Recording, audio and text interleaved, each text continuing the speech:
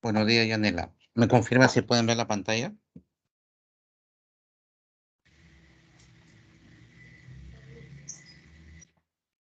Yanela, ¿puede ver la pantalla? Buenos días, doctor. Sí se observa. Buenos días.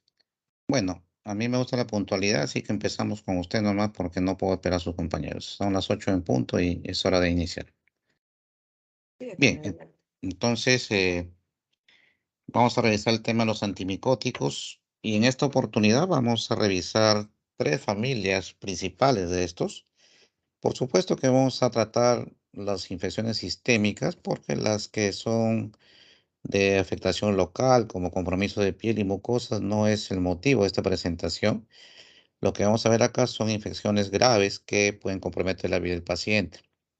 Incluso, como veremos, algunas de ellas pueden incluso afectar a pacientes con una inmunosupresión no tan severa, que basta que un paciente sea un diabético mal controlado, puede dar infecciones graves en la forma de presentación. De ahí que es importante que revisemos este tipo de temas, sobre todo porque cada vez vemos más pacientes inmunosuprimidos y entonces es importante revisar este grupo de fármacos. Entonces, en la agenda que trataremos el día de hoy, veremos algunas introducciones sobre los antimicóticos. También hablaremos de los azoles y triazoles, que es la primera familia de los más antiguos que fueron aprobados por la FDA. Luego hablaremos de los polienos y de esto solamente mencionaremos a anfotericin B, que es el miembro más conocido de esta familia, pero sobre todo uno de los más potentes que existen hasta la fecha. Y finalmente las equinocandinas, que son, entre comillas, las más modernas, aunque no tan nuevas, pero son las últimas en ser aprobadas y realmente tienen algunas ventajas con respecto a los grupos anteriores que también mencionaremos más adelante. Y entonces, les decía que la parte introductoria, cada vez vemos infecciones micóticas de este tipo más frecuentemente, y eso porque algunas patologías inmunosupresoras también han ido en aumento en el tiempo. Una de ellas, pues, es la población VIH en estadio SIDA, y este grupo, pues, en particular, tiene alto riesgo de tener formas graves de presentación. Igual, cada vez vemos más pacientes trasplantados que usan inmunosupresores para evitar el rechazo del órgano, y entonces, pues, obviamente, ese estado de inmunosupresión facilita o condiciona la frecuencia de infecciones micóticas de tipo sistémico. También hablaremos de infecciones nosocomiales, por supuesto, debido a que en los hospitales por el uso amplio de antibióticos, eso genera sobreinfecciones micóticas con relativa frecuencia, sobre todo con estancia hospitalaria prolongada. Pacientes neutropénicos, pacientes que están pues en tratamiento oncológico, con quimio, radio, etcétera, que bajan sus recuentos neutrófilos y obviamente los vuelve susceptibles de infecciones sistémicas, en especial por los hongos. Y obviamente en nuestro país también es importante mencionar el tema de enfermedades endémicas, ¿no? Como el tema de la diabetes. El Perú, recuerden que tiene alta prevalencia de diabetes y prediabetes, y los pacientes mal controlados son pacientes inmunosuprimidos que van a tener complicaciones graves en algún momento. Y entonces, por ese motivo es importante revisar este tipo de fármacos que, como repito, se centran en buscar los que se usan para infecciones sistémicas y no para micosis superficiales en esta presentación. Y entonces es importante recordar los mecanismos de acción debido a que cuando utilizamos este tipo de estudios, pues vamos a ver acá que notamos algunas similitudes en cuanto al mecanismo de acción.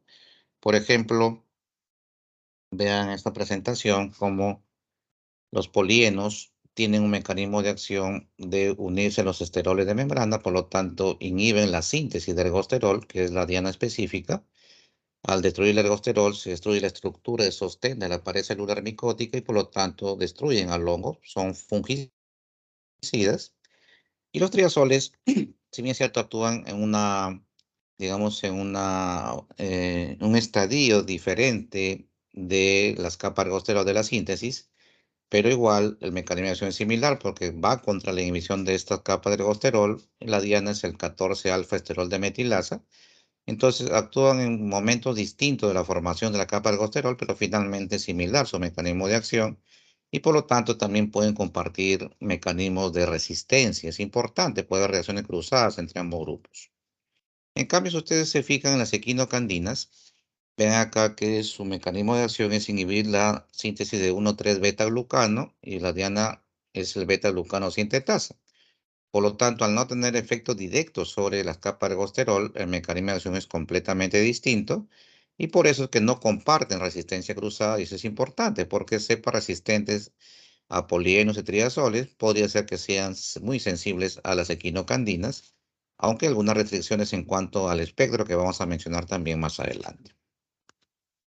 Y acá podemos ver algunas situaciones importantes en cuanto a los azoles, porque fueron los azoles son las drogas que aparecieron para procesos cutáneos o de mucosas que aparecieron en los años 70 y 80, entre ellos los más conocidos que hasta ahora todavía están vigentes son el ketoconazol y el clotrimazol, que ustedes bien saben que vienen en cremas, en óvulos, en shampoos, básicamente para uso tópico.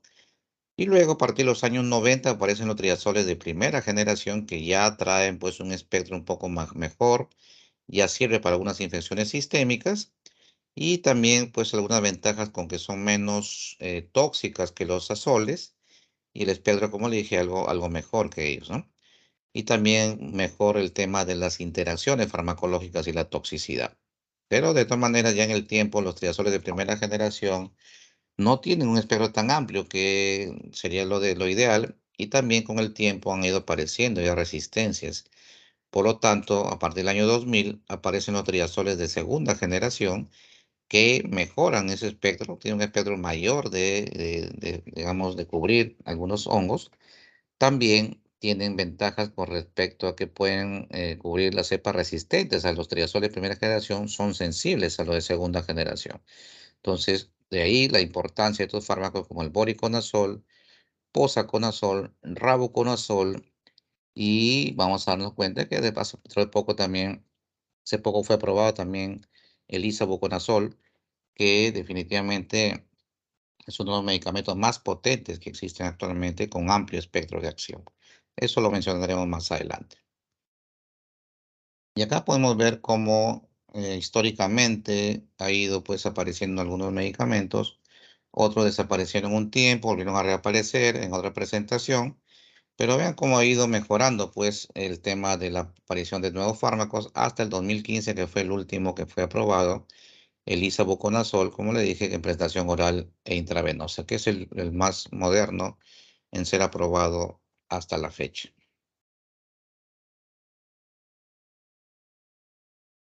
Y acá podemos ver, por ejemplo, el tema ya de algunos datos importantes de tipo farmacológico en los azoles. Y este grupo, pues como le dije, fue aprobado en los años 70. Y el problema de las limitaciones en su uso fue que tiene un espectro de actividad reducido.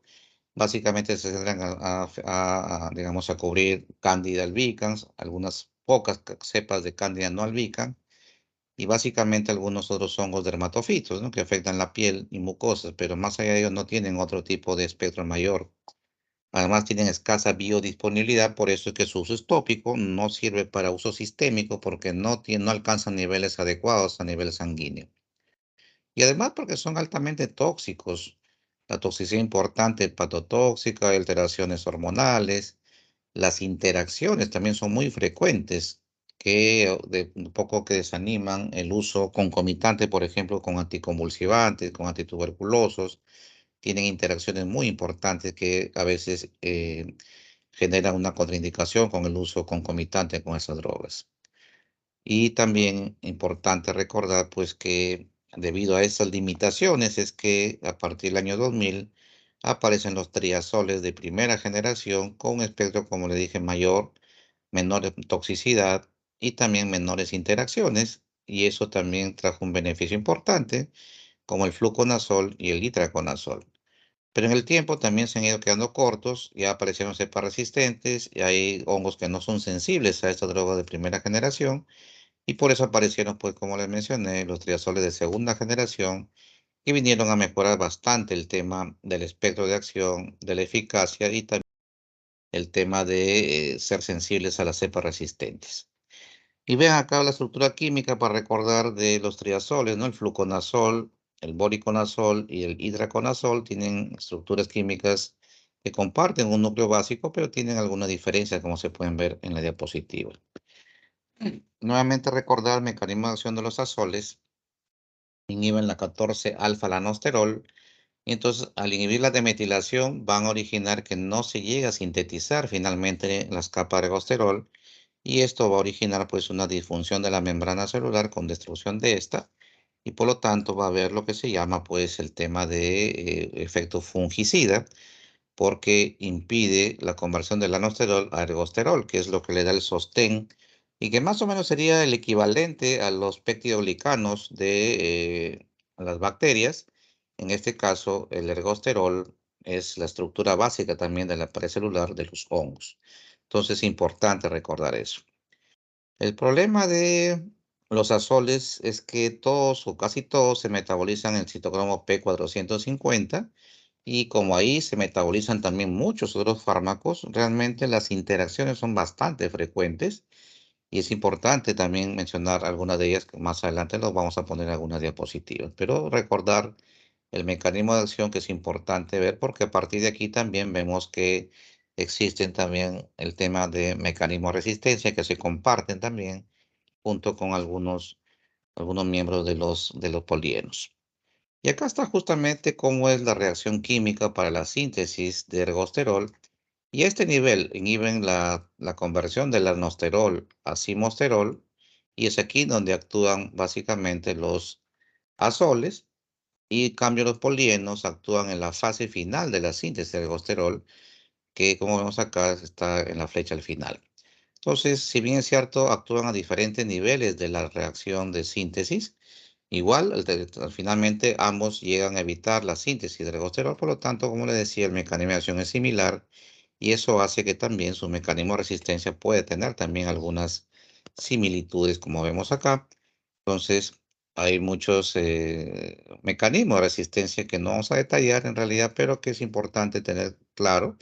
Por ejemplo, existen lo que se llama las bombas de eliminación, que son más o menos el equivalente a las bombas de flujo de las bacterias, en los cuales el medicamento ingresa hacia el interior del hongo, pero por un mecanismo de resistencia por mutaciones, hace que inmediatamente sean expulsados hacia la parte externa. Esto es lo que se llama bombas de eliminación activa, y eso es uno de los tantos mecanismos de resistencia que puede haber en los hongos. No son los únicos, por supuesto, pero es importante recordar que también hay esos mecanismos y tenemos que tener claro ese dato. Acá podemos ver el tema de los azoles que todavía tenemos en uso actualmente, como el miconazol, clotrid, ketoconazol, tío, isoconazol, son drogas que todavía tenemos disponibles en cremas, en óvulos, en shampoos, pero todos ellos son básicamente de uso tópico. Porque sus limitaciones, ya lo había mencionado, tienen muy pobre biodisponibilidad, no llegan al cerebro, no llegan al líquido cefalorraquídeo, tienen algunas alteraciones en la parte hormonal, como supresión de testosterona y cortisol. Además, tienen toxicidad hepática, toxicidad gástrica, múltiples interacciones. Y como tienen pobre biodisponibilidad, no hay preparación parenteral, solamente es de uso tópico. Y además, tiene un espectro muy limitado de acción que se centra básicamente a cándida y algunos son hongos endémicos de la piel y mucosas. Esos son los inconvenientes del ketoconazol, entre otros de otros azoles. Por eso que a partir del año 90 aparecen los triazoles de primera generación como el fluconazol, donde se ven unas ventajas importantes con respecto al grupo anterior. Y vamos a ver, por ejemplo, que tiene un espectro mayor.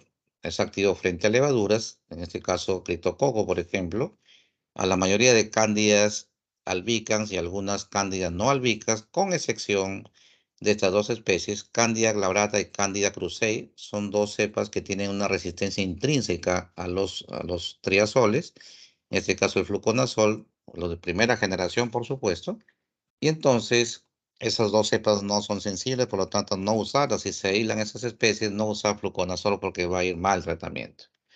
Pero también tiene efectos contra hongos dimórficos como coccidiomicosis y paracoxidomicosis. pero no tiene efectividad contra hongos filamentosos, como el caso del Aspergillus. Importante. Entonces, las ventajas de fluconazol que tiene buena biodisponibilidad, miren que cuando se da por vía oral, la concentración que alcanza puede ser del 85 al 90% de la concentración que damos en forma intravenosa, ¿sí? No se modifica por alimentación, puedes darlo con o sin alimentos.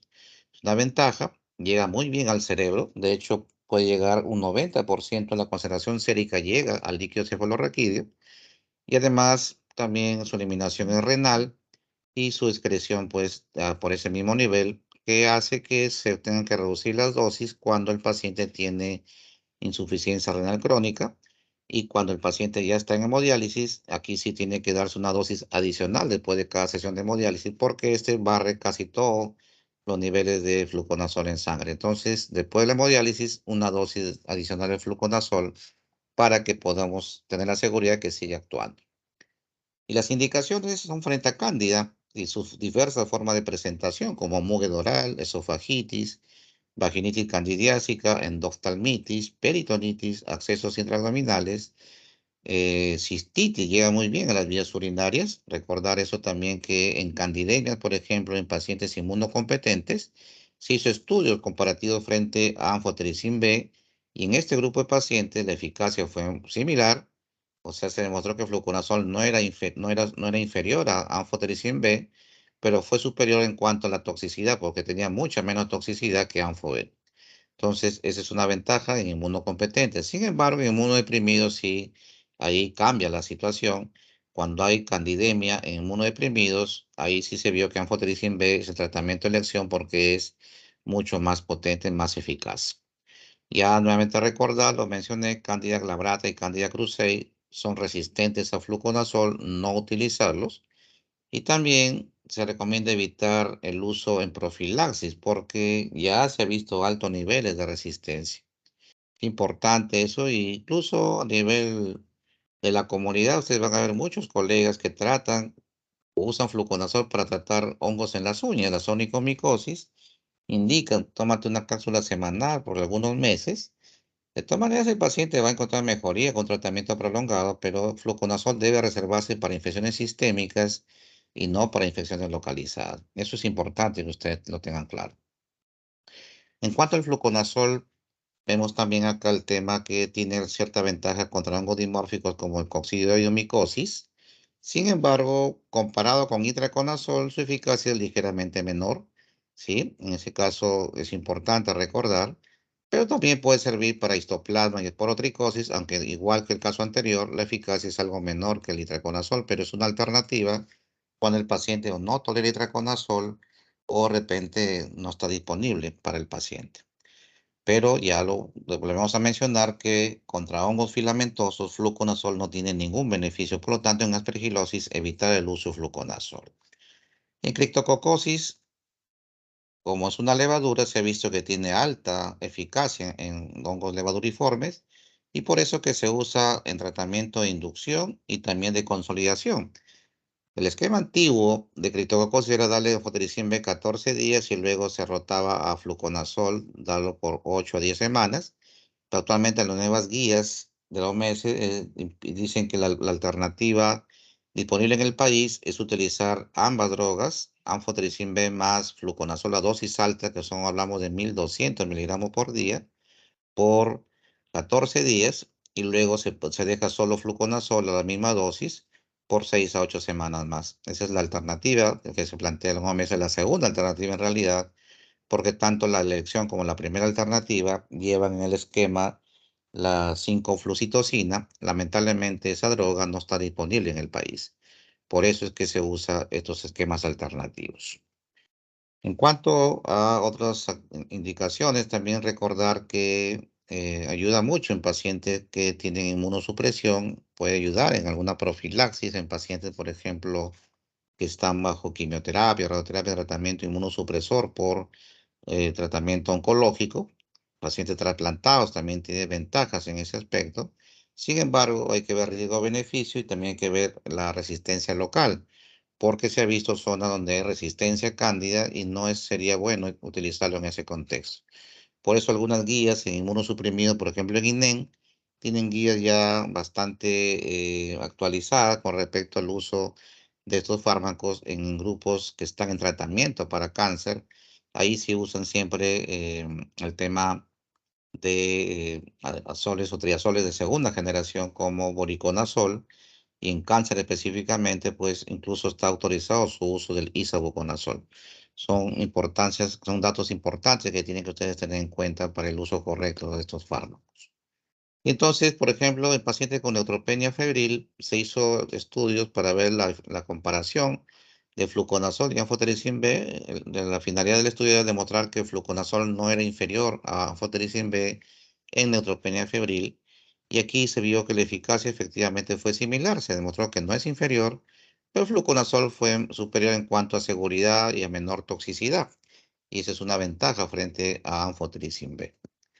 Porque se tolera bien, en realidad, como les mencioné, hemos usado dosis altas. Antes hemos usado unos 600 a 800 miligramos en la fase de consolidación de criptococo, y actualmente se sabe que la dosis debe ser más alta. Usamos 1200 miligramos diario, imagínense, por las primeras 2 semanas, y luego se mantiene prácticamente la misma dosificación hasta por 8 semanas más, y extiendan que a pesar de esas dosis altas por buen tiempo, no se ve pues un aumento importante de toxicidad hepática como muchos creen. Sí tiene otros efectos secundarios como molestias digestivas, dolor de cabeza, puede haber rash, ¿sí? El tema de alopecia o caída de cabello también se ve, pero en usos prolongados y a dosis altas, pero son muy raras. Como le digo a los pacientes con criptococosis que tenemos actualmente, en la hospitalización tenemos dos en este momento de tratamiento, y realmente ninguno de ellos se ha visto que haya alopecia importante asociados a fluconazol. Entonces realmente está descrito en la literatura, como ven ahí, pero en la práctica son poco frecuentes, incluyendo la hepatitis grave. Lo que sí es importante son las interacciones, porque como les mencioné, todos los triazoles se metabolizan por citocromo P450 hepático, y por lo tanto, pues hay interacciones, ¿no? Por ejemplo, puede aumentar los niveles de fenitoína, de hipoglicemiantes orales, los dicumarínicos, tener cuidado, como la warfarina, porque si aumenta su concentración, va a haber mayor riesgo de sangrado cuando se usa simultáneamente con fluconazol. Igual que con la rifampicina también hay una alteración en cuanto a que baja los niveles de fluconazol y por lo tanto baja su eficacia. Entonces hay algunas ventajas del fluconazol, y por las desventajas que tenía, pues aparece itraconazol, que tiene un espectro similar al fluconazol, solamente la diferencia es que itraconazol sí combate hongos filamentosos, como el caso de Aspergillus. Sin embargo, una salvedad: itraconazol se usa en aspergilosis no invasiva. Si es una aspergilosis invasiva, el tratamiento de elección es el voriconazol o el anfotericin B. Entonces tengamos cuidado en esa indicación. Sí tiene problemas también de que no cubre todo, por supuesto. Los hongos cigomicetos como la mucormicosis y fusarium no tienen eficacia con itraconazol. Eso tengámoslo claro. La ventaja es que viene en cápsulas y en solución oral. Y esto es importante tener claro esto, porque lo ideal es tener la solución oral, que es mucho más estable el pH ácido del estómago, porque las cápsulas se tienen que dar siempre con estómago vacío y dándole un jugo de cítricos para que el pH ácido mejore la absorción de la cápsula. Entonces, ese es el inconveniente. Pues si el paciente tiene gastritis, por ejemplo, previamente, le damos su cápsula, le damos jugo de naranja, pues sus molestias van a empeorar. En cambio, la solución oral, que no está disponible en el país, sí hay en otras partes de Sudamérica, pero no hay en el país, sería lo ideal, porque eso no tiene el problema o la necesidad de darlo con bebidas ácidas para mejorar su absorción. Eso es importante. Entonces, hay que tener claro ese tipo de observaciones cuando indicamos o hacemos seguimiento de pacientes que estén usando itraconazol. Buena unión a proteína, 99%, vida media prolongada, por eso podemos darlo 1 o 2 veces al día, aunque no llega muy bien al cerebro, por eso no se usa como alternativa para criptococosis, por ejemplo. No sería una buena alternativa frente al fluconazol, porque su penetración al sistema nervioso central es un poco más bajo. Eso es importante. Por ejemplo, vamos a dar cuenta que su metabolismo también es hepático, Si hay falla hepática hay que ajustar dosis, leve a moderada, y si es severa, pues evitar el uso en ese contexto. Y también se elimina por vía renal, por lo tanto hay que ver cómo está la función renal. Si no está alterada, no hay problema. Pero aun cuando hubiese alguna insuficiencia renal leve a moderada, no se afecta mucho la farmacocinética a nivel renal. Solamente insuficiencia renal severa, de repente ahí sí tenemos que hacer algunos ajustes de dosificación. Entonces, su espectro es igual, como le dije, el fluconazol contra cándida, o sea, lo contra también algunas levaduras, pero la ventaja es con aspergillus, que no tiene esa cobertura el fluconazol, pero en aspergilosis no invasiva, insisto, porque si es una aspergilosis invasiva, o usan anfotericin B, o usan voriconazol, o usan isavuconazol. Cuando el paciente está mejor, está más estable, pueden hacer la rotación a itraconazol recién, pero en la forma inicial de las aspergilosis invasivas, eviten el uso de itraconazol. Es importante eso. Pues como le dije, funciona contra algunas levaduras como gritococo, es una alternativa, pero a la inversa que los casos anteriores de histoplasma, por ejemplo, y porotricosis. En este caso, itraconazol tiene un efecto algo menor que el fluconazol frente a criptococo. Aquí sí es la diferencia.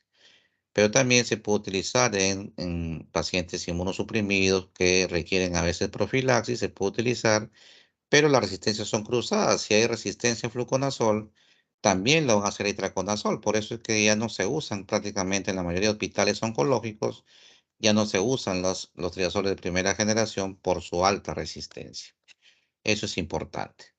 Y entonces también su eficacia es parecida del fluconazol frente a casos de neutropenia febril, y también sirve para otros hongos como la esporotricosis, blastomicosis, cuando no hay afectación del sistema nervioso central, porque no llega bien, ya lo hemos dicho, para coccidioidomicosis, paeohifomicosis e histoplasmosis en pacientes inmunocompetentes, pero que no tienen compromiso del sistema nervioso central. En ese caso también es una alternativa el itraconazol.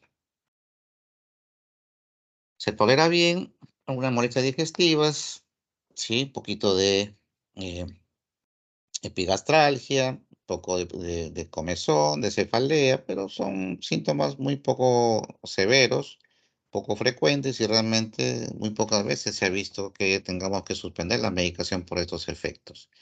Además, tener cuidado porque también es hepatotóxico, pero como hemos visto, hemos dado dosis muy alta de fluconazol y también de itraconazol, y no hemos visto pues insuficiencias hepáticas con frecuencia, pero sí se ha visto que puede haber unas ligeras elevaciones de las transaminasas. La hipocaldemia y la hipertensión moderada también puede ser efectos secundarios con el uso prolongado. Lo que sí se ha visto es que son teratogénicos, y en este caso en animales está confirmada esa teratogenicidad.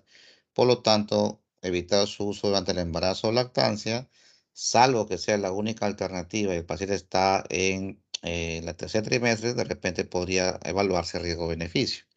En el primer trimestre es importante evitar su uso. Las interacciones son muchas, como también se metaboliza en citocromo P450, también tenemos el problema de interacciones con antituberculosos, anticonvulsivantes, también el tema de antihistamínicos, tiene que ver también con alteraciones en algunos antiarrítmicos, antihipertensivos, y nuevamente el tema de los, las dificultades con respecto a los anticoagulantes también con la warfarina, porque también eleva la concentración de warfarina, y entonces si el paciente está con warfarina, le damos itraconazol, a nivel sanguíneo se elevan los niveles de warfarina, más riesgo de hemorragia, sangrados espontáneos debido a esta interacción.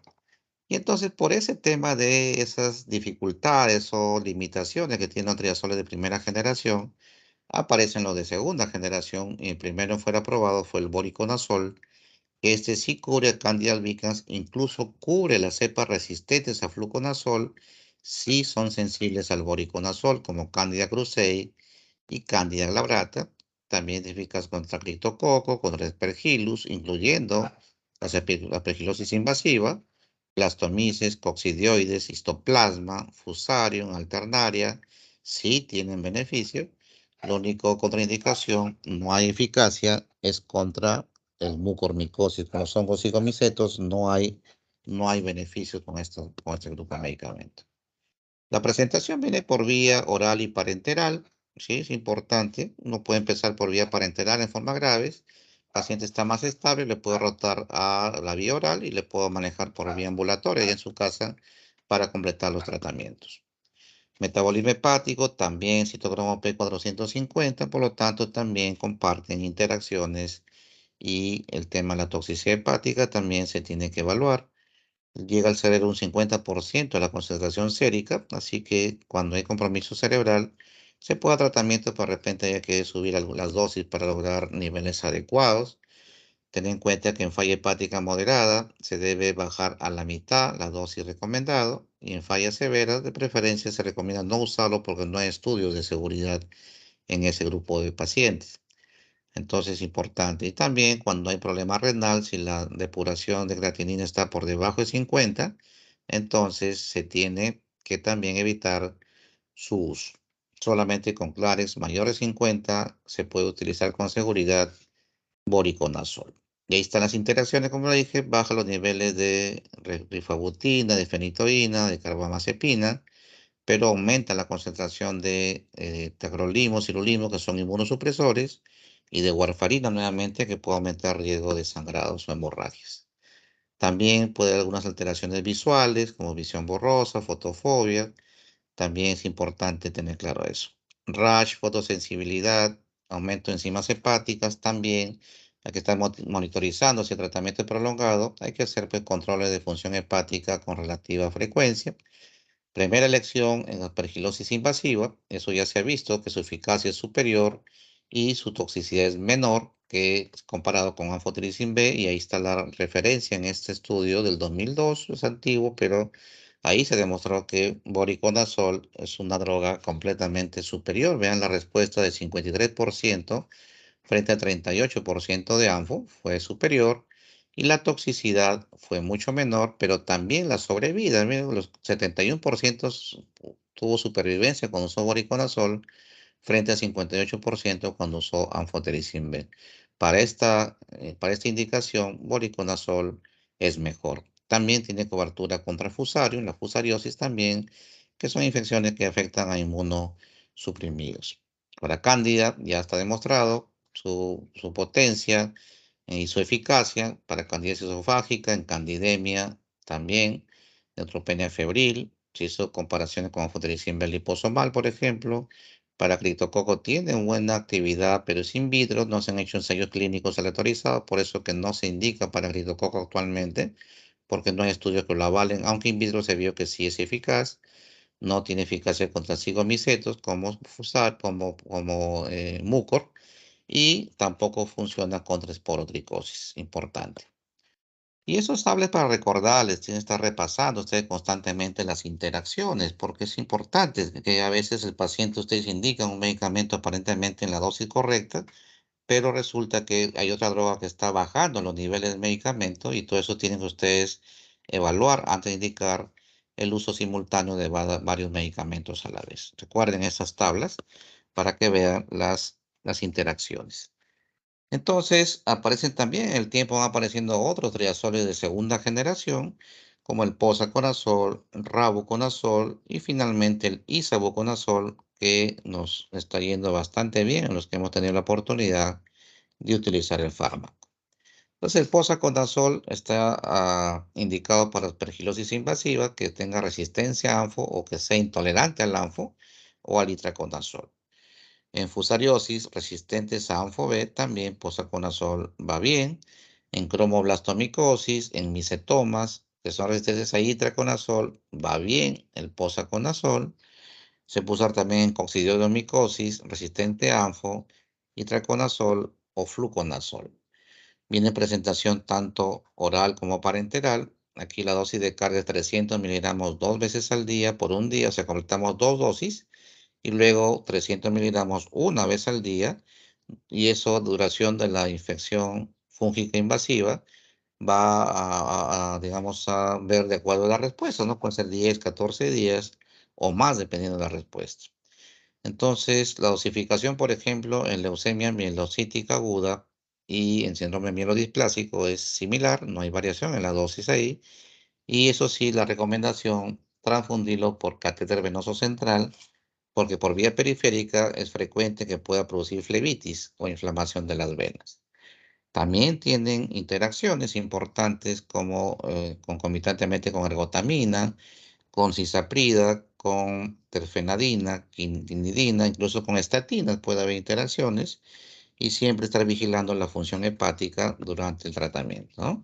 Por ejemplo, acá hay algunos estudios que, si bien es cierto, fueron pocos pacientes, pero realmente son diagnósticos también poco frecuentes. Por eso es que no se puede hacer un estudio con una gran cantidad de pacientes que tengan estos diagnósticos, ¿no? Por ejemplo, aquí se hicieron 107 pacientes con aspergilosis, 18 con fusariosis, 11 con cromoblastomicosis y 16 con coccidioidomicosis.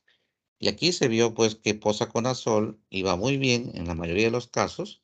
Incluso también se hizo un estudio paralelo en que participaron 350 pacientes infectados con VIH y se hizo el estudio para candidiasis oral y se vio también que la eficacia era similar en comparación con el fluconazol. Así que es importante también estos datos de estudios que se han hecho para probar el posaconazol.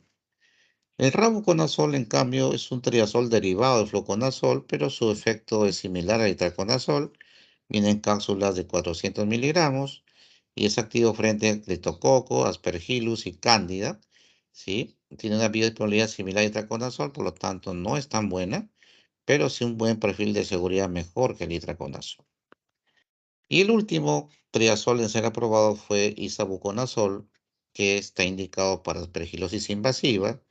En cáncer es la primera elección. Cuando no es cáncer, es voriconazol. Mucormicosis en contraindicación para anfotericin B, importante también. Si es que no tolera o está, el paciente tiene contraindicación absoluta para el uso de Anfo B, isavuconazol puede ser una alternativa en ese contexto. Como ven, es el único triazol de segunda generación que tiene eficacia frente a mucormicosis. Los demás, el POSA y el voriconazol, no sirven para mucormicosis, ténganlo claro. Isavuconazol, en cambio, sí tiene esa indicación. Viene prestación oral también en cápsulas y en ampollas de 200 miligramos. La ventaja del isavuconazol es que no requiere ajuste de dosis en ancianos, en pacientes con falla renal, en falla hepática, excepto que sea una falla hepática severa. Además, la dosis también varía y queda una dosis de carga de 200 cada 8 horas por 6 dosis o 2 días, y luego se baja a 200 cada 24, y la duración también es variable de acuerdo a la respuesta clínica de estos pacientes. Contraindicados el uso simultáneo con otros azoles como ketoconazol, como ritonavir, rifampicina, otros tipos de anticonvulsivantes, fenitoína, fenobarbital, inhibidores de la taxidermia reversa no nucleosídicos como el favirin, cetravirina, hay que evitar.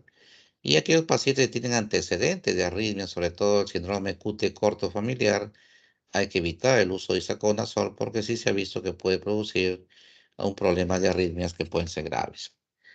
Entonces, el isavuconazol partió y se aprobó de estudios que evaluó la FDA. El primero fue el estudio SECUR.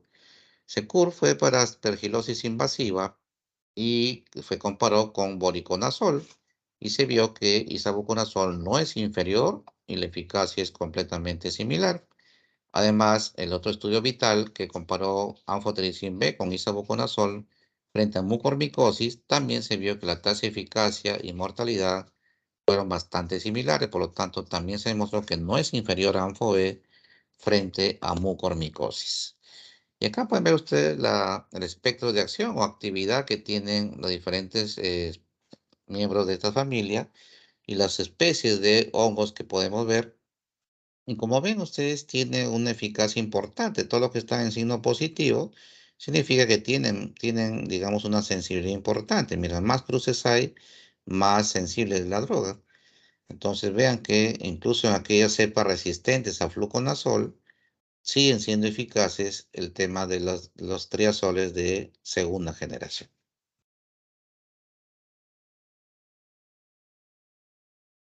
Acá igual pueden darse cuenta ustedes el tema de la resistencia frente a triazoles de primera generación y los de segunda generación en cepas de cándida sensible a fluconazol, la eficacia es similar. Mientras que en las formas resistentes puede haber también algún tipo de sensibilidad todavía conservada, porque miren, para fluconazol que tiene un grado de resistencia, entonces para los triazoles de segunda generación se puede ver que todavía tienen alguna ventaja o beneficio en estas cepas resistentes. Bien, entonces pasamos al siguiente grupo, que son los polienos, y aquí vamos a centrarnos importantes solamente en anfotericin B, que es el miembro más importante y quizá el más potente de todos los antimicóticos que tenemos hasta la fecha. Es un macrólido poliénico, también derivado de forma natural del Streptomyces nodosus, y lo que tenemos digamos, más a la mano en cuanto a la presentación es la de deoxicolato, que es la más barata, pero también es la más tóxica. Así que cuando usamos anfotericin B, le decimos al paciente y a la familia que tiene que hospitalizarse porque hay que usar el medicamento con un cuidado único para evitar justamente la toxicidad renal cuando se usa inadecuadamente este medicamento. El mecanismo de acción, ya lo había mencionado también, se une al ergosterol, genera poros y los destruye en la fase final de la síntesis de ergosterol, ya lo habíamos mencionado. ¿Y cuál es la ventaja de Anfo-B frente a otros antimicóticos? Es su amplio espectro de acción. Principal beneficio es el amplio espectro de acción. Combate Candida albicans, Candida no albicans, sobre todo las cepas resistentes también pueden tener sensibilidad a Anfo-B, aunque hay algunas especies también que tienen resistencia intrínseca al anfotericin B. Aspergillus va bien, sobre todo en las formas invasivas, criptococosis, mucormicosis, blastomices, coccidioides, cistoplasma, paracoccidiomicosis. Todos estos son altamente sensibles al anfotericin B y tiene además otras indicaciones, ¿no? Aquí podemos ver el tema de Candida lusitania. Es una especie que puede tener resistencia reducida o resistencia, digamos, importante a anfotericin B. Acá nuevamente para que vean cómo se compara la sensibilidad frente a unas, una cándida que pueda ser resistente a fluconazol. ¿Sí? Vean una cepa resistente a fluconazol como Candida glabrata, por ejemplo, alta resistencia a fluconazol. Estas siguen siendo sensibles a triazoles de segunda generación y también tienen una sensibilidad también buena con el tema con anfotericin B. Mecanismo de acción, entonces ya lo mencioné, lo pasamos rápido. Recordar que también tenemos lo que se llaman enfermedades refractarias, en los cuales puede ser que el paciente no responde a pesar del tratamiento indicado. Y más adelante vamos a ver que existe una posibilidad de combinar medicamentos cuando el cuadro no está yendo bien con la monoterapia. Entonces, indicaciones del ANFO-B en todo tipo de micosis profunda. Como hemos visto, micosis sistémicas, todas son sensibles, con algunas pequeñas excepciones. Y ahí están los principales hongos que causan problemas sistémicos. Tiene cobertura contra todos ellos. Pero también me sirve contra neutropenia febril, que no hubo respuesta a antibióticos anteriormente. Va muy bien con esta medicación. La desventaja es que es altamente tóxica y tiene varios efectos secundarios y toxicidades que hay que vigilar muy estrechamente, pues el paciente tiene que estar hospitalizado. La primera es que es ampliamente nefrotóxica, daña el riñón en forma importante, por eso para prevenir ese daño renal, el uso correcto de Anfo-B es con un tema de una hidratación adecuada. Indicamos nosotros, por ejemplo, un cloruro con electrolitos, con hipersodio y calio, 2 litros diarios recibe por vía intravenosa el paciente. Cuando va a usar Anfo se transfunde 500 centímetros cúbicos de cloruro de sodio antes del ANFO y 500 después de terminar la infusión de ANFO. Y durante la infusión del medicamento, que se da promedio entre 6 a 8 horas, el paciente debe tomar además 1 litro de sales de retracción oral, justamente para disminuir el riesgo de nefrotoxicidad. Pero también se debe colocar por vía central, porque usamos un catéter periférico. La flebitis también es importante, hay que tener cuidado. El tema también que suele dar fiebre, ¿sí? Fiebre durante la infusión, escalofríos. Incluso puede haber rash también, rara vez, pero está descrito. Y también puede haber hipocalemia por el problema renal, anemia normocítica normocrómica. Incluso también puede haber transaminasemia, a pesar que su metabolismo es básicamente renal. Entonces, esta nefrotoxicidad es lo que causa muchos daños en el sentido económico, porque esa nefrotoxicidad hace que el paciente pues, se quede más tiempo hospitalizado, más riesgo de mortalidad y obviamente más costo para el hospital en un paciente que se queda innecesariamente por el uso inadecuado de anfotericin B. Y ahí está claramente cómo Anfo-B altera pues, o daña o da el mecanismo de cómo causa pues, el tema de la falla renal, comprimiendo las arteriolas y por lo tanto afectando la filtración glomerular. Y eso también causa problemas de trastornos electrolíticos a nivel del túbulo distal y eso también genera pues, problemas de nefrotoxicidad. Y entonces para evitar esa toxicidad renal es que aparecen las formulaciones lipídicas de Anfo-B y son tres las que están aprobadas a nivel mundial: el complejo lipídico, la dispersión coloidal y el anfotericin B liposomal propiamente dicho. De los tres, en el país tenemos disponible solamente el primero y el tercero. El segundo no está, parece que también va a salir del mercado porque no es frecuente encontrarlo en otros mercados de Latinoamérica, pero sí el primero y el tercero lo tenemos ya en el país. Entonces, es importante pues recordar, ya dijimos el mecanismo de acción y también tenemos el tema, la ventaja de los formas liposomales o formulaciones lipídicas del Anfo-B es que tenemos o logramos alcanzar la dosis total acumulativa más rápida. Si un paciente, estamos pensando darle 1 gramo de anfotericin B, o sea, para en forma de oxicolato serían 20 ampollas. Entonces, cuando uno da la forma liposomal, llegamos más rápido a esa dosis con menor toxicidad. Porque miren ustedes acá, cuando usamos Anfo-B, en promedio se da de 0.5, 0.6 hasta máximo 1 miligramo por kilo día. No se puede dar más de esa dosis por la toxicidad importante, mientras que las formas liposomales se puede dar de 5, incluso hasta 7 miligramos por kilo por día, y la toxicidad no aumenta, y entonces más rápido llegamos a la dosis total deseada, y por lo tanto la eficacia puede ser mejor. Entonces, nuevamente acá recordar algunas interacciones y sensibilidades que hay que estar recordando. Y entonces, ahí están las ventajas: de 3 a 7 liposomales, de 0.6 a 1 el de oxicolato. ¿Sí? Y además son significativamente menos tóxicos que las presentaciones con Anfo-B, eh, el tema de oxicolato, porque es muy tóxico, como repito. Entonces damos más dosis por día, entonces llegamos más rápido a la dosis total acumulativa. Son mucho menos tóxicos que el oxicolato. Sin embargo, la desventaja, la gran desventaja de las formas liposomales es el tema del costo, como vamos a ver. Y acá vemos la diferencia con los efectos sistema fiebre, ¿no? Escalofríos, náuseas, mucho menor con las formas liposomales que con la forma de deoxicolato. Importante. ¿Sí? Ya hablamos de la dosis, que puede ser hasta 5 a 7 en formas lipídicas, y en Anfo-B solamente máximo 1 miligramo por kilo día. Una droga muy tóxica. Pero hasta ahí todo bien. Sin embargo, viene el problema del precio.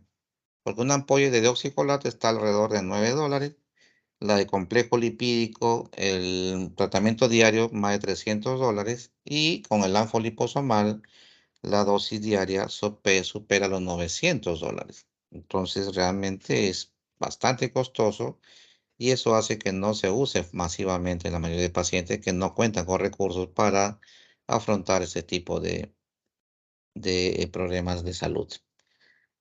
La nistatina está mencionada acá porque es un polieno también, pero como se usa para cuadros tópicos, no vamos a detallar. A pesar que en un momento se intentó sacar una presentación de nistatina liposomal, no funcionó y no salió al mercado. Están otras drogas también en estudios para ver esas posibilidades, pero realmente no han salido ninguna de ellas. Importante. Tenemos acá las formulaciones también de otras drogas que se intentó hacer complejos lipídicos de keto, mico, y la verdad que ninguno funcionó y tampoco salieron al mercado.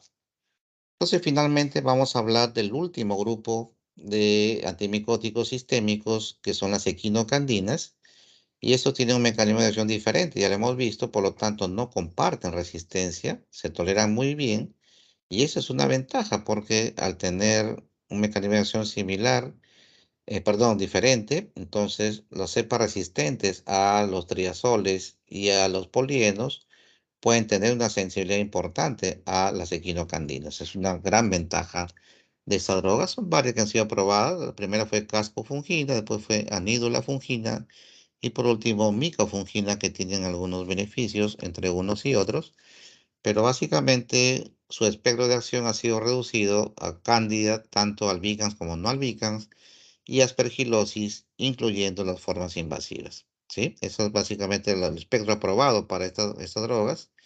Además, in vitro se ha visto que tiene eficacia contra otros gérmenes, como el caso de neumocistis, por ejemplo.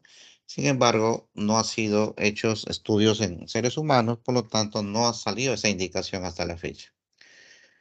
Y in vitro se ha visto eficacia contra otros hongos también pigmentados, ¿no? Exofiala, Cladosporium, el tema de Fonsecae, van bien, pero todo eso por vía, digamos, en el laboratorio, estado controlado, también beneficio contra histoplasma, blastomisis, coccidioiditis, pero no tienen eficacia contra levaduras, por lo tanto no funciona acá contra criptococo. Ya, caspofungina tiene actividad, como le digo, buena actividad, y sin embargo, para el tema de cándida requiere que tenga un MIC más alto para poder tener la misma eficacia frente a este hongo de cándida. Lo que sí se demostró, como no funcionan las levaduras, no tiene eficacia contra Cryptococcus, importante, y también no tiene interacciones o eficacia con otros hongos como Fusarium, como Pseudo-Leschieria, y contra los cigomicetos tampoco se ha visto que haya beneficio frente a lo que vimos, lo que causan pues, estos procesos que, como mucormicosis, que afectan a pacientes diabéticos, que infecciones graves, y entonces contra ese grupo de hongos no tiene beneficio las equinocandinas. Vienen solamente en presentación parenteral, no tienen uso o presentación oral, pero tienen pobre absorción, una muy mala biodisponibilidad, por eso solamente viene inyectable, con tiempo de vida media prolongado, que hace suficiente administrar una sola vez al día, alta unión a proteína, por lo tanto se distribuye bien en los diferentes tejidos, incluyendo el sistema nervioso central inflamado. También se puede utilizar, aunque no es de primera elección, infecciones a nivel cerebral. También tiene metabolismo hepático, aunque tiene menos interacciones, también hay interacciones a nivel hepático, se elimina por vía renal, pero la ventaja de caspofungina es que no requiere ajuste de dosis en falla renal crónica, ni tampoco requiere dosis adicionales después de una hemodiálisis. Es una gran ventaja. Y esta falla hepática moderada o severa, aquí siempre hay que ajustar las dosis para evitar toxicidad hepática. Ya hablamos del mecanismo de acción, inhiben a la 1.3 glucano sintetasa, no actúan directamente en el tema de la capa de colesterol, por lo tanto tiene mecanismo de acción diferente, además entonces tiene perfil de resistencia diferente. No hay resistencia cruzada con Anfoven y fluconazol. La resistencia primaria es muy rara porque se sigue usando todavía a muy bajo nivel debido al tema el tema del costo que vamos a ver más adelante. Entonces, es importante recordar estos datos. Y además las indicaciones que ha dejado la FDA para su aprobación es que solamente sirve para candidiasis invasiva, gastroesofágica, en candidemias, primera elección, en neutropenia febril también, y sobre todo su uso en aspergilosis invasiva, diagnosticada, refractaria o sospecha, tiene que ser el uso o con Anfo-B, oriconazol, isavuconazol, y si hay resistencia o, o no hay otra alternativa, o utilizar también caspofungina en este caso. Se puede utilizar también. O sola o en combinación, porque puede haber también las formas refractarias que no responden a anfosola. Se puede asociar anfotericina más caspofungina en mucormicosis, por ejemplo, o en neutropenia, perdón, en mucormicosis, y iría muy bien.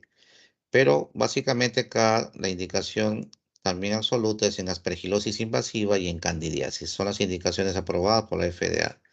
También profilaxis en trasplantado se puede utilizar en los países que cuentan con recursos porque es caro y entonces pues no se usa en forma masiva y mucho menos en profilaxis en nuestro país, ¿no? Pero vean, por ejemplo, en aspergilosis refractaria invasiva, como la tasa de curación con caspofungina fue a nivel pulmonar 50% y este pulmonar 23%, con buenas tasas de tolerancia, menos efectos secundarios, importante. Por ejemplo, caspofungina y Anfovec también se comparó en candidiasis invasiva, un estudio randomizado doble ciego, en el cual se quería demostrar que caspofungina no es inferior a Anfovec en candidiasis invasiva y se vio pues que las tasas de eficacia fueron similares, ¿sí? Menos tasas de fallas incluso con caspofungina, ¿sí? La persistencia y cultivo positivo fue similar en ambos y la gran diferencia fue en la toxicidad de 3% con caspofungina frente a 16% con Anfovec, ¿no? Importancias acá que tenemos que tener claro. El tema es que también hay algunos estudios finales que llegan a la conclusión que en candidiasis invasiva, caspofungina y anfotericin B incluso puede ser superior. Acá se ve, por ejemplo, una comparación de caspo, la eficacia en candidiasis invasiva fue 73% frente a 62% de Anfovec, con una P pues menor a lo que se recomienda. Y entonces aquí vemos pues que tenemos una diferencia estadísticamente significativa, por lo tanto, sí hay diferencias de ventaja de caspofungina frente a Anfovec en candidiasis invasiva. Además, mucho menor toxicidad, por supuesto, que el Anfovec, y eso es una gran ventaja de estas drogas que son menos tóxicas, mecanismos de acción diferentes, resistencias diferentes, muy baja incidencia de resistencia, pero el problema es que todavía sigue siendo muy costoso y por eso no está disponible en la mayoría de hospitales como primera elección. ¿Sí? La dosis óptima, pues vamos a evaluarla porque va a depender del funcionamiento hepático y también del funcionamiento renal. Entonces, vamos a ver, por ejemplo, acá en Cándida, cómo se compara en Cándida albicans, que sabemos que es sensible a fluconazol. Sí, fluconazol fue superior a caspofungina, pero en las cepas de Cándida resistentes a fluconazol, como Cándida glabrata, vean la importancia y la eficacia mucho mayor de caspofungina frente a fluconazol. Interesante.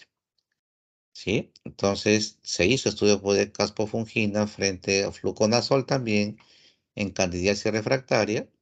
Y sí vemos que también existen algunas conclusiones que nos ayudan a ver que tampoco hay mucha diferencia en ese sentido. Sí hay interacciones, también el metabolismo hepático, por lo tanto, efavirenz, nevirapina, rifampicina, anticonvulsivantes también tienen problemas con capofungina, disminuyen el área bajo la curva hasta un 20% de un buen porcentaje de drogas. Además, como digo, puede disminuir en el caso de tacrolimus, que es un inmunosupresor para trasplante renal, entre otros. Vemos que al disminuir los niveles de tacrolimus, pues obviamente que puede haber rechazo en el trasplantado. Entonces, hay que tener cuidado cuando se use caspofungina simultáneamente. Y acá lo que le decía, se ha demostrado sinergia con anfotericin B frente a aspergillus. Una aspergillosis invasiva que no está respondiendo, se puede dar un tratamiento combinado junto con caspofungina para mejorar la eficacia en ese sentido. Tiene efectos secundarios, por supuesto, aunque se tolera bien, rara vez se tiene que suspender la medicación. Puede haber elevación de transaminasemias, pero temporales. Algunas molestias digestivas, no se ha reportado nefrotoxicidad hasta la fecha, es una gran ventaja. ¿Sí? Y vean cómo frente a anfotericin B, pues tiene mucho menos frecuente la aparición de escalofríos, de fiebre, vómitos, de transaminasemia, de anemia, mucho menor con caspo que con anfotericin B. Y acá está la dosificación. Se recomienda dar una dosis de carga de 70 miligramos el primer día y a partir del segundo día bajar a 50 miligramos, ¿no? De 10 a 14 días, generalmente es el promedio que se suele usar con este antimicótico. Pero vemos que hay que tener cuidado en pacientes que tienen problemas también de transaminasemia, pero más allá de ello no hay muchas, digamos, contraindicaciones absolutas, debido a que es una droga bastante segura, pero muy costosa. Más o menos estamos hablando de $200 por día de tratamiento y por eso todavía no está o no se está indicando su uso masivo por el tema del costo. Bien, eso era todo básicamente esta presentación. Vamos a pasar a la ronda de preguntas para poder conversar en este momento. Bien, espero sus preguntas, por favor. ¿Alguna inquietud con respecto a lo que hemos tocado en este momento?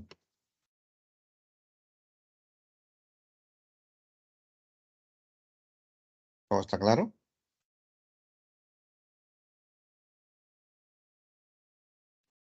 Chicos, ¿alguna pregunta?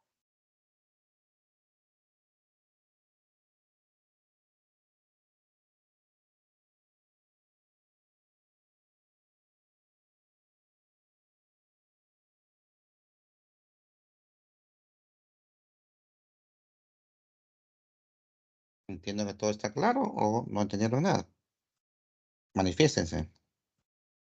Sí, doctor, parece que la clase de antimicóticos eh, nos ha quedado claro.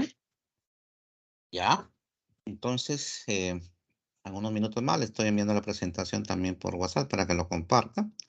Pero como ven, el tema es bastante simple. Hemos tratado de sintetizar los diversos estudios que hay con respecto a cada uno de ellos.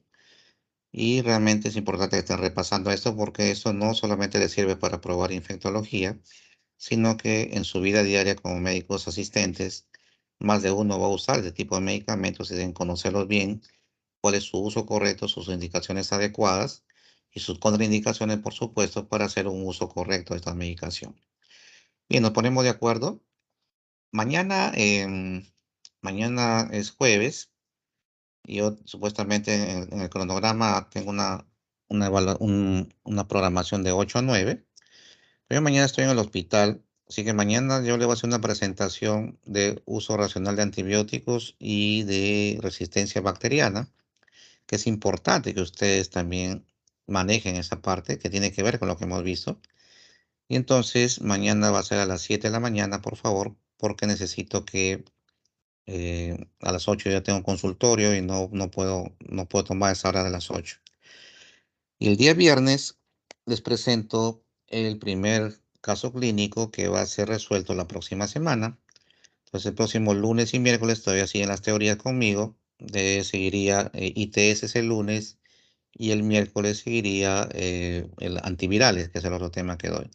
Entonces, mañana, 7 de la mañana, por favor, revisen farmacología. Necesito que revisen mecanismos de acción de las principales familias de antibióticos, porque eso voy a preguntar también algunas definiciones farmacológicas como el MIC, el área bajo la curva, el efecto postantibiótico, tiempo de vida media. Todos esos datos necesito que los revisen para conversar mañana más fluidamente y no perdamos tiempo explicando algunas definiciones que ya deberían saberlo porque lo han visto ya en farmacología.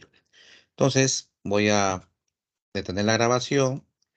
También voy a descargar la asistencia